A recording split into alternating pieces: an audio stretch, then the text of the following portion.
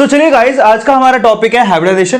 First of all तो आप ध्यान रखिएगा कि किसी भी मॉलिक्यूल में जो हाइब्रिडाइजेशन होती है वो किसी भी सेंट्रल एटम की कैलकुलेट होती है, ये ध्यान रखिएगा। सो अगर आपको किसी भी एटम का हाइब्रिडाइजेशन कैलकुलेट करना है for any atom, you need two things for any atom.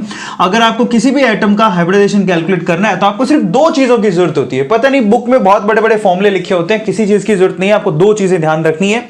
देखिए किस चीज की जरूरत है। If you want to calculate hybridization you need two things. First one is number of atom attached, number of atom attached, ठीक है, attached to that atom. जिस भी एटम का आपको हाइब्रिडाइजेशन निकालना है उसके साथ कितने नंबर ऑफ एटम अटैच्ड है, ठीक है। एक तो ये चाहिए और प्लस में दूसरी चीज क्या चाहिए, lone pair of that atom, lone pair of that atom. सिर्फ ये दो चीजों की रिक्वायरमेंट होती है, इसके अलावा आपको किसी और चीज की जरूरत नहीं है। और अगर ये नंबर आता है जी, मिनिमम नंबर तो दो ही है, अगर ये नंबर आता है दो तो हाइब्रिडेशन बनेगी sp। मैं यहां लिख देता हूं sp कैसे हो गया, एक s का हाइब्रिड ऑर्बिटल, एक p का हाइब्रिड ऑर्बिटल, तो दो हो गए, इसलिए यहां पर हाइब्रिडेशन कितनी लिखी है, दो। तो मैं लिख देता हूं if hybridisation is coming to, if the total number is coming to then the hybridisation is, if the total number is coming to. So यहां पर मैं लिखता हूं टोटल नंबर, ठीक है, और यहां पर मैं क्या लिख रहा हूं, हाइब्रिडाइजेशन। सिर्फ इतनी चीजों का ध्यान रखना है। अगर इन दोनों का टोटल आता है दो तो हाइब्रिडाइजेशन होगा sp, अगर ये आता है तीन तो हाइब्रिडाइजेशन होगा sp2, अगर आता है चार तो हाइब्रिडेशन होगा sp3। अब p में तीन से ऊपर जाएगा नहीं, देखिए s में सिर्फ एक ही ऑर्बिटल होता है, p में तीन ऑर्बिटल होते हैं। और अगर ये आ गया पांच तो sp3, उसके बाद क्या होगा d।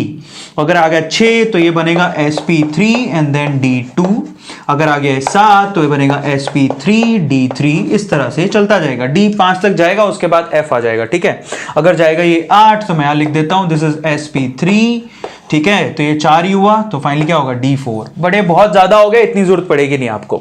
चलो मैं एग्जांपल के तौर पे बताता हूं, लेकिन उससे पहले कुछ फंडामेंटल चीजें भी आपको ध्यान रखनी है। आपको किसी भी एटम के लिए उसके वैलेंस इलेक्ट्रॉन पता होने चाहिए, जिसके लिए आपको पीरियोडिक टेबल याद होनी चाहिए। मैं आपको प्रैक्टिस कराता हूं जिससे और आसान हो जाएगा, ध्यान से उसको देखिए। और एक बात और ध्यान रखिएगा कि अगर कोई किसी भी सेंट्रल एटम के साथ ऑक्सीजन अटैच है तो आपको पता है ना कि ऑक्सीजन दो बॉन्ड बनाता है, ये तो जानते हो ना सब, बस इतना ध्यान रखो हो जाएगा। जैसे एग्जांपल बताता हूं आपको। चलिए हम लोग यहां पर अलग अलग मॉलिक्यूल्स में किसी भी एटम का, किसी भी सेंट्रल एटम का, जो उसके अंदर सेंट्रल एटम होगा उसका हाइब्रिडाइजेशन कैलकुलेट करके देखते हैं। फर्स्ट एग्जांपल लेते हैं, सपोज सबसे सिंपल एग्जांपल CH4, ठीक है। सो यहां पर सेंट्रल एटम कौन हुआ, यहां पर सेंट्रल एटम है जी कार्बन। कार्बन का हाइब्रिडाइजेशन आपसे पूछा जाएगा कार्बन का हाइब्रिडाइजेशन बताइए।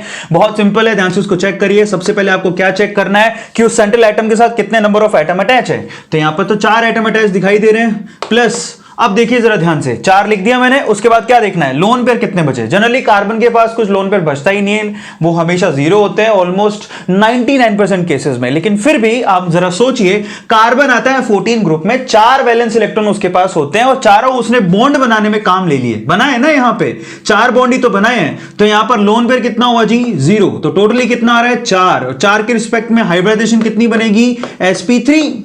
देखिए बहुत ही आसान है, मैं आपके सामने लिख रहा हूं, देखिए 4 के रिस्पेक्ट में sp3। और सीरियसली बताता हूं, अगर आपकी एक बार ढंग से प्रैक्टिस होगी तो बच्चों के जैसा खेल है। सेकंड एग्जांपल देता हूं जिससे और क्लैरिटी आएगी। सेकंड एग्जांपल लेते हैं अपन, सपोज करते हैं NH3 यानी कि अमोनिया।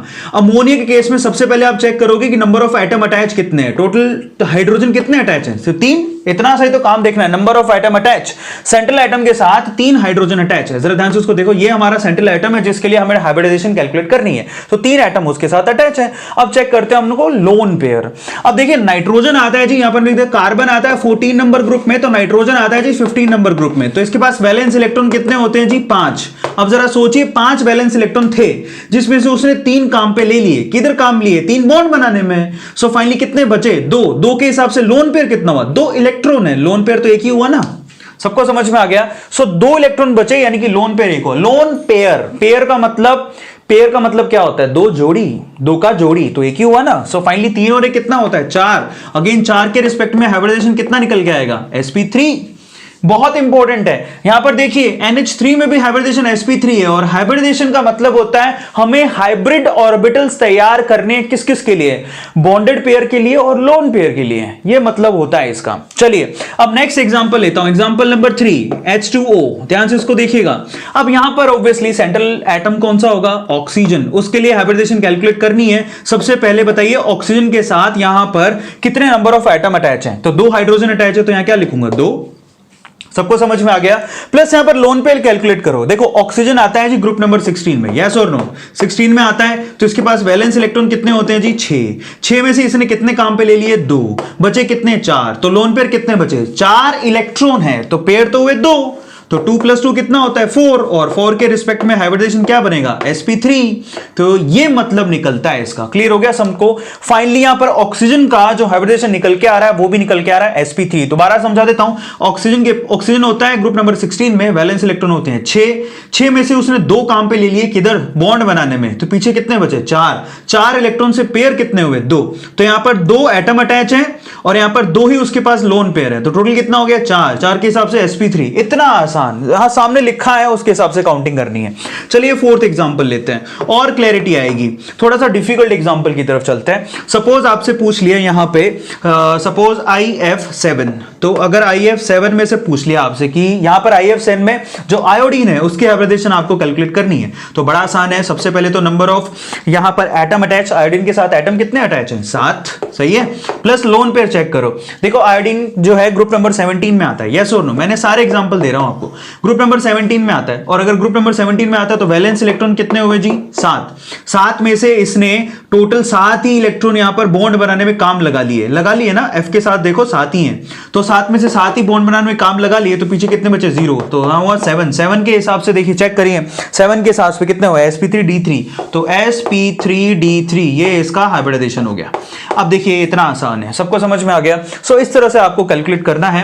चलिए 4th के बाद 5th एग्जांपल थोड़ा सा और टिपिकल बनाते हैं इसको, जिससे और क्लैरिटी आएगी कॉन्सेप्ट में। सपोज आपसे पूछ लिया एक्सी, ठीक है, एक्सी F4 में हाइब्रिडाइजेशन पूछा आपसे, तो देखिए हम किधर चले गए, 14 number group, 15 number group, 16 number group, 17 number group, 18 number group पे आ गए, क्योंकि सेंट्रल एटम हमारे पास कौन है अब एक्सी है, जो कि 18 नंबर ग्रुप में आता है। तो सबसे पहले आपको क्या करना है, सबसे पहले आपको यह चेक करना है कि एक्सी के साथ नंबर ऑफ एटम कितने अटैच हैं, तो 4 ही तो फ्लोरीन दिखाई दे रहे हैं आपको, इसके अलावा है क्या कोई, नहीं। अब आप चेक करो जी, एक्सी आता है ग्रुप नंबर 18 में, क्योंकि ये नोबेल गैस है, सबको पता है, और 18 में टोटल वैलेंस इलेक्ट्रॉन कितने होंगे, तो यहां पर वैलेंस इलेक्ट्रॉन निकल के आएंगे जी 8, सबको समझ में आ गया। 8 में से अब जरा चेक करिए, इसने 8 में से कितने इलेक्ट्रॉन काम पे लगा लिए, 4 इलेक्ट्रॉन इसने बॉन्ड बनाने में काम लगा लिए, पीछे बचे 4, इसका मतलब यहां पर लोन पेयर कितने हुए, 4 इलेक्ट्रॉन है, तो लोन पेयर कितने हुए 2, 4 और 2 कितने हो गए 6 के रिस्पेक्ट में चेक करो कितना आएगा sp3d2, तो यहां पर आंसर आ रहा है sp3d2।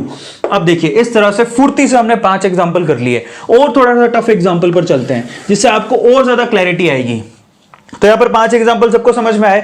चलिए ये हुआ एक्सी F4 के केस में आपके पास हाइब्रिडाइजेशन बन रही है sp3d2, जिसमें आपके पास 4 तो है क्या यहां पर एटम अटैच, और फाइनली 2 इसके पास लोन पेयर है, सबको समझ में आ गया। अभी थोड़ा और टिपिकल एग्जांपल पर चलते हैं, 5th के बाद 6th एग्जांपल पर चलते हैं। सपोज आपसे पूछ लिया XeO3, जरा चेक करिएगा XeO3, उसमें एक्सी का आपको हाइब्रिडाइजेशन पूछ लिया गया, तो सबसे पहले आपको क्या करना है, नंबर ऑफ एटम अटैच, तो 3 ही तो ऑक्सीजन अटैच है, यस और नो, 3 ही तो ऑक्सीजन अटैच है, सो फाइनली 3 ऑक्सीजन। अब देखिए मजे की बात, एक ऑक्सीजन अगर एक्सी से अटैच है तो वो यहां पर 2 बॉन्ड बनाती है, क्लियर हो गया। तो इसका मतलब एक ऑक्सीजन के साथ इसने 2 इलेक्ट्रॉन लगाए होंगे, तो 3 ऑक्सीजन के साथ 6 इलेक्ट्रॉन लगाए होंगे।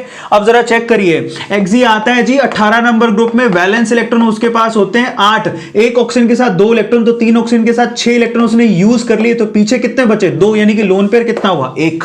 बहुत इंपॉर्टेंट है, इस चीज को जो समझ गए उसको हाइब्रिडाइजेशन बराबर समझ में आ जाएगी। दोबारा समझाता हूं, जरा चेक करिए, एक ऑक्सीजन के साथ 2 बॉन्ड बनाएगा तो ऑब्वियसली वो 2 इलेक्ट्रॉन लगाएगा ना काम पे, यस और नो, तो 3 ऑक्सीजन है तो 6 इलेक्ट्रॉन लगा देगा, 8 में से 6 इलेक्ट्रॉन तो निकल लिए, तो पीछे बचे 2 इलेक्ट्रॉन, लोन पेयर कितना हुआ 1। सो फाइनली 3 और 1 कितना होता है 4 के रिस्पेक्ट में हाइब्रिडाइजेशन कितनी आएगी sp3, खत्म। यहां पर 7th एग्जांपल लेते हैं। सपोज अगर आपसे पूछ लिया XeOF, ठीक है, XeOF4 पूछ लिया आपसे, ठीक है। सो फाइनली सपोज आपको XeOF4 में एक्सी का हाइब्रिडाइजेशन पूछ लिया, तो सबसे पहले आपको क्या करना है, that is number of atom attach. तो देखिए कितने एटम अटैच किए इसने, 4 और 1 5 दिखाई दे रहे हैं, 5 ही एटम अटैच है तो 5 लिखा। देखिए 4 फ्लोरीन है और 1 ऑक्सीजन है, 5 हुए ना नंबर ऑफ एटम अटैच। ध्यान से देखिए, अब लोन पेयर की कैलकुलेशन करनी है तो जरा ध्यान से चेक करो। फ्लोरीन के साथ तो उसने 4 इलेक्ट्रॉन काम पे लगा दिए, 4 इलेक्ट्रॉन बॉन्ड बनाने में, और 1 ऑक्सीजन के साथ 2 इलेक्ट्रॉन। तो यहां पर एक्सी के वैलेंस इलेक्ट्रॉन कितने होते हैं जी, 8, क्योंकि 18 नंबर ग्रुप में आता है, जिसमें से 4 और 2 6 इलेक्ट्रॉन उसने काम पे लगा दिए। पीछे कितने बचे, 2 इलेक्ट्रॉन बच गए। 2 इलेक्ट्रॉन का मतलब एक लोन पेयर हुआ, एक लोन पेयर और 5, ये 5 और ये कितने हो गए, 6 के हिसाब से जरा चेक कर लो यहां पर कितना है, 6 के हिसाब से sp3d2। तो फाइनली इसका आंसर बनेगा sp3d2। ये बहुत इंपॉर्टेंट है। अब मैं थोड़ा सा यहां बदलाव कर देता हूं, यहां पर 8th एग्जांपल में सपोज मैंने लिख दिया XeO2F2। अब ये पूछा आपसे, और अब आपसे पूछता है कि यहां पर Xe का हाइब्रिडाइजेशन कितना है, तो जरा खुद से ट्राई करके देखो, पोज करो, उसके बाद खुद से सोल्व करो। तो जरा चेक करो, Xe का सबसे पहले नंबर ऑफ एटम अटैच 2 और 2 4। उसके बाद अब चेक करो किसके पास लोन पेयर कितने बचे। तो देखो 2 ऑक्सीजन है, 4 इलेक्ट्रॉन इसने ऑक्सीजन के साथ बॉन्ड बनाने में काम लगाए, 2 यहां पर लगाए तो 6। तो जरा चेक कीजिए, अब Xe के पास 8 वैलेंस इलेक्ट्रॉन होते हैं, 6 काम पे लगा दिए तो पीछे बचे 2 के हिसाब से लोन पेयर हुआ 1, 4 और 1 कितना हुआ 5 के हिसाब से हाइब्रिडाइजेशन कितनी बनेगी, sp3d। तो देखिए बहुत इंपॉर्टेंट है, XeOF4 के अंदर तो बन रहा है sp3d2, जबकि XeO2F2 के अंदर बन रहा है sp3d। बहुत इंपॉर्टेंट है, देखिए 3 4 और 1 5। तो ये बहुत इंपॉर्टेंट एग्जांपल मैंने आपको दिए, और यहां से आपको क्लैरिफिकेशन आएगा कि एक्चुअल में हम लोग हाइब्रिडाइजेशन निकालते कैसे हैं। सबको समझ में आ गया। इसी तरह से 9th एग्जांपल आपको दे देता हूं। सपोज आपसे SF4 के लिए पूछा, तो SF4 देखिए सल्फर आता है जी 16 नंबर ग्रुप में। सबसे पहले आप क्या करोगे, number of atom attach 4, sulphur के साथ 4 फ्लोरीन अटैच है, 4 लिख दिया। उसके बाद आप लोन पेयर कैलकुलेट करोगे। तो जरा ध्यान से चेक करो, सल्फर आता है 16 ग्रुप में, वैलेंस इलेक्ट्रॉन कितने होंगे उसके पास, ऑब्वियसली 6 में से इसने 4 काम पे लगा दिए, पीछे बचे 2 इलेक्ट्रॉन, मतलब एक लोन पेयर, 4 और 1 कितना होता है 5 के रिस्पेक्ट में हाइब्रिडाइजेशन कितनी होगी, ऊपर लिखिए sp3 और उसके बाद d। बहुत इंपॉर्टेंट है। सो चलिए गाइस, मैं आप लोगों को कुछ एक कैटायन और एनायन में हम लोग हाइब्रिडाइजेशन कैसे कैलकुलेट करेंगे एटम का, वो भी सिखा देता हूं। तो देखिए ये लास्ट है। तो देखिए फर्स्ट ऑफ ऑल सपोज आपको एग्जांपल दिया गया SO4-2, इसको सल्फेट आयन बोलते हैं, ठीक है, सबको पता है तो सल्फेट आयन है। अब इसमें आपसे कहा गया कि सल्फर का हाइब्रिडाइजेशन बताइए। तो देखिए बड़ा आसान है, ध्यान से इसको चेक करिए। ये एग्जांपल आपको आयन के केस में बता रहा हूं। सो सबसे पहले आप क्या करोगे, बस सबसे पहले तो आपको सिर्फ ये चेक करना है कि सेंट्रल एटम के साथ कितने नंबर ऑफ एटम अटैच है। तो यहां पर सिर्फ 4 ऑक्सीजन अटैच है, तो आप लिखोगे 4, ये सबको मालूम पड़ा। अब प्लस लगाओगे। अब आपको ये चेक करना है कि सल्फर के पास लोन पेयर कितने हैं, ये चेक करोगे। तो सबसे पहले तो आप चेक करोगे सल्फर के पास इलेक्ट्रॉन कितने थे बॉन्ड बनाने से पहले। तो सल्फर आता है जी 16 नंबर ग्रुप में, आता है कि नहीं आता, 16 नंबर ग्रुप में। तो फाइनली वैलेंस इलेक्ट्रॉन कितने हो उसके पास, 6, सही है। अब ये 6 तो है उसके पास वैलेंस इलेक्ट्रॉन, लेकिन 2 माइनस का साइन ऊपर भी दिखाई दे रहा है, दिख रहा है सब लोगों को। तो 6 और 2 कितने हो गए, माइनस का 2 कब आया होगा, जब इसने 2 इलेक्ट्रॉन एक्सेप्ट किए होंगे, तभी तो आया होगा। तो 6 और 2 कितने हो गए, 8। सो इसके पास है जी 8 इलेक्ट्रॉन, 6 + 2 ये रहे, जो माइनस है वो आपको क्या करना है, इसमें जोड़ देना है। तो टोटल इलेक्ट्रॉन हो गए 8, सही है। अब 8 में से उसने कितने इलेक्ट्रॉन काम पे लगा लिए बॉन्ड बनाने में, तो 4 ऑक्सीजन को जोड़ रखा है। एक ऑक्सीजन में 2 इलेक्ट्रॉन लगते हैं, एक सल्फर के साथ अगर एक ऑक्सीजन लगा होगा तो 2 बॉन्ड बनाए होंगे, तो 2 इलेक्ट्रॉन सल्फर ने लगाए होंगे। तो फाइनली यहां पर सल्फर ने यहां पर कितने इलेक्ट्रॉन काम पे लगाए बॉन्ड बनाने में, 4 दूनी 8, क्योंकि 4 ऑक्सीजन है, एक ऑक्सीजन के साथ 2, तो 8 - 8 कितना हुआ 0, तो लोन पेयर हुआ 0 4। फाइनली इसका आंसर आ रहा है 4 टोटल एटम अटैच है और 0 इसके पास लोन पेयर है, तो 4 के हिसाब से आंसर कितना हुआ sp3। ये देखिए इस तरह से आपको निकालना है। अगर यहां माइनस का साइन लगा है तो इलेक्ट्रॉन जोड़ दो वैलेंस इलेक्ट्रॉन में, अदरवाइज प्लस का साइन लगाओ तो घटा दो, जैसे कि NH4+। अब NH4+ में आपको फिर से नाइट्रोजन का हाइब्रिडाइजेशन निकालना है। कैसे निकालोगे, सबसे पहले आप क्या करोगे, बताइए कि नाइट्रोजन कितने एटम को अटैच करे हुए, 4 हाइड्रोजन एटम को अटैच करे हुए, ठीक है। उसके बाद आपको लोन पेयर कैलकुलेट करना है। तो देखिए नाइट्रोजन किधर आता है, नाइट्रोजन फाइनली आता है ग्रुप नंबर 15 में। 15 के बाद उसके वैलेंस इलेक्ट्रॉन कितने होते हैं, 5। अब देखिए 5 वैलेंस इलेक्ट्रॉन थे, एक प्लस का साइन लगा हुआ है, प्लस का साइन का मतलब क्या है, एक इलेक्ट्रॉन चला गया, तो 5 में से 1 घटा दो। अगर माइनस लगा है तो जोड़ दोगे और प्लस लगा है तो घटा दोगे, बस ये ध्यान रखना आपको। ऑब्वियसली प्लस लगा, घटाओगे क्यों? क्योंकि एक इलेक्ट्रॉन निकल चुका है। तो 5 में से एक इसके पास चला गया तो बचे 4। अब ये 4 इलेक्ट्रॉन उसके पास थे, चारों के चारों उसने काम पे लगा लिए, क्योंकि 4 इसने बॉन्ड बना के रखे हैं। तो फाइनली यहां पर लोन पेयर 0 बचे, तो फाइनली 4 हुआ टोटल। तो यहां पर आंसर कितना आएगा? sp3। इस तरह से आपको आंसर निकालना होता है। देखिए बहुत आसान है, अगर आप ध्यान से देख पा रहे हैं तो आप खुद से समझ पाए होंगे। तीसरा एक लास्ट एग्जांपल और दे देता हूं, जैसे कि H3O+, ठीक है, उसमें सपोज इसको हाइड्रोनियम आयन बोलते हैं, ऑक्सीजन का हाइब्रिडेशन पूछा। सबसे पहले बताइए कि ऑक्सीजन ने कितने नंबर ऑफ एटम अटैच करे हैं? जी 3 दिखाई दे रहा है, 3 हाइड्रोजन अटैच है। अब आपको सिर्फ ये चेक करना है कि इस ऑक्सीजन के पास अब लोन पेयर कितने बचे होंगे। तो जरा चेक करो, ऑक्सीजन आता है ग्रुप नंबर 16 में, 16 के हिसाब से वैलेंस इलेक्ट्रॉन होते हैं उसके पास 6, एक प्लस लगा हुआ है तो यहां से एक घटा दो, तो पीछे इलेक्ट्रॉन कितने बचे? 5। 5 में से इसने 3 बॉन्ड बनाने में काम लगा दिए ना, 5 में से 3 चले गए तो पीछे 2 इलेक्ट्रॉन बचे, यानी कि एक लोन पेयर हुआ। 3 और 1 कितना होता है? 4 के रिस्पेक्ट में हाइब्रिडेशन कितनी हुई? sp3। दोबारा बता देता हूं, ऑक्सीजन ने नंबर ऑफ एटम अटैच कर रखे हैं 3, देखिए 3 हाइड्रोजन अटैच है, दिख रहा है। अब आपको ये चेक करना है लोन पेयर कितने बचे। तो लोन पेयर देखिए, ऑक्सीजन आता है 16 नंबर ग्रुप में, वैलेंस इलेक्ट्रॉन होते हैं 6 में से एक प्लस ऊपर लगा हुआ है तो एक इलेक्ट्रॉन चला गया, तभी प्लस लगा हुआ, तो 6 में से घटा दो तो 5 में से उसने 3 बॉन्ड बनाने में काम लगा लिए, तो 5 में से 3 चले गए, पीछे कितने बचे? 2 इलेक्ट्रॉन। तो 2 इलेक्ट्रॉन के हिसाब से लोन पेयर कितने हुए? 1। तो 3 और 1 कितना हुआ? 4 के हिसाब से हाइब्रिडेशन हुआ sp3। तो इससे आसान तरीका नहीं हो सकता। मैं आपसे कहूंगा कि अपनी बुक निकाल लीजिए, पहले तो इसका स्क्रीनशॉट ले लीजिए, ले लिया, फाइनली अपनी बुक निकालिए और अपना हाइब्रिडेशन वाला जो कॉन्सेप्ट है उसको मजबूत कर लीजिए, क्योंकि हाइब्रिडेशन पे क्वेश्चन आते ही आते हैं। सो प्लीज उसको कॉन्सेप्ट को जरूर बिल्डअप करें, क्योंकि ये आपको आगे आने वाले बहुत सारे टॉपिक में काम देगा। टिल देन गाइस, इसी वीडियो के साथ इस शॉर्ट ट्रिक को खत्म करते हैं और फाइनली हम आगे भी ऐसी शॉर्ट ट्रिक करते रहेंगे। इस वीडियो के साथ होमवर्क अटैच है, उसको आपको जरूर करना है। आप लोग याद रखिए कि यूट्यूब पे मैं 4 चैप्टर ऑलरेडी खत्म करवा चुका हूं, अभी हम ऑर्गेनिक की तरफ मूव करने वाले हैं।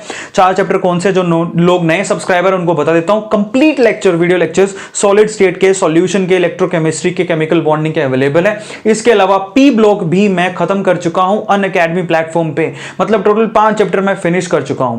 अब हम लोग ऑर्गेनिक की तरफ मूव कर रहे हैं, उसके साथ साथ ये ट्रिक वीडियोस भी करते रहेंगे। अगली वीडियो में मिलते हैं, till then thank you so much guys. याद रखिए, सब्सक्राइब कीजिए और इन वीडियोस को उन बच्चों को शेयर करिए जो कोचिंग अफोर्ड नहीं कर सकते। Thank you so much, thanks a lot.